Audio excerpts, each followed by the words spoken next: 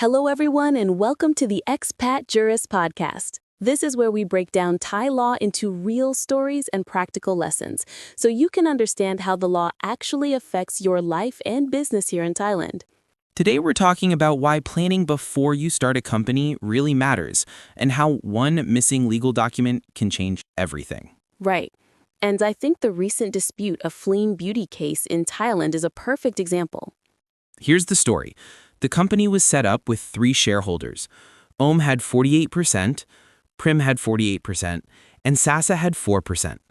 Balanced, right? But then Om secretly bought Sasa's 4%. That bumped her up to 52% majority control. She immediately used her power to remove Prim from the board. Overnight, Prim went from co-founder to powerless shareholder. Prim went from being an equal co-founder to losing all management power, even though she still owned 48% of the company. Wait, can Om really do that?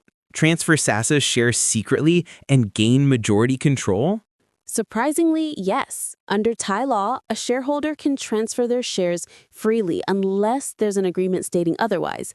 That's why shareholder agreements are so important. So let's talk about shareholder agreements. It seems like such a simple document, but in cases like Fleen Beauty, it could have made all the difference. Exactly. Think of a shareholder agreement as the playbook for your company.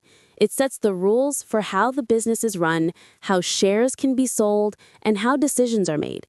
It's really about protecting everyone involved. Can you give an example of what it might cover? Sure. One key part is called a right of first refusal. That just means if someone wants to sell their shares, they have to offer them to the other shareholders first. This keeps control in the team and avoids surprise takeovers. Then there's the golden parachute.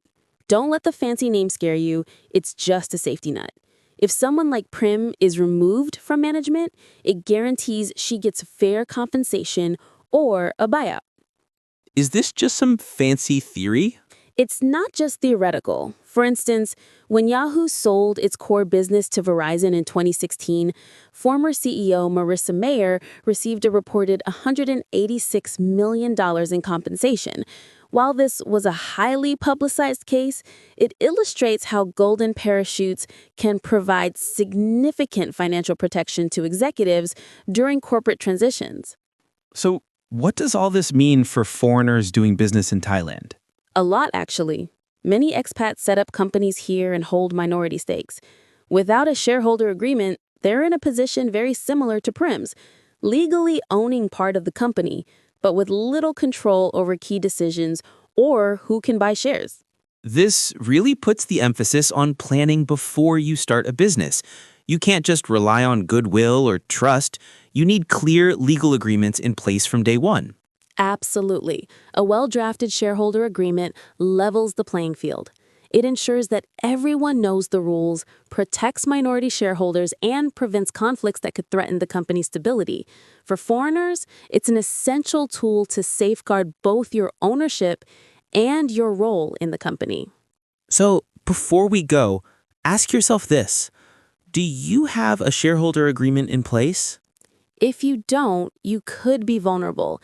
Even a small change in shares can shift control, leaving you sidelined just like Prim in our Fleen Beauty story.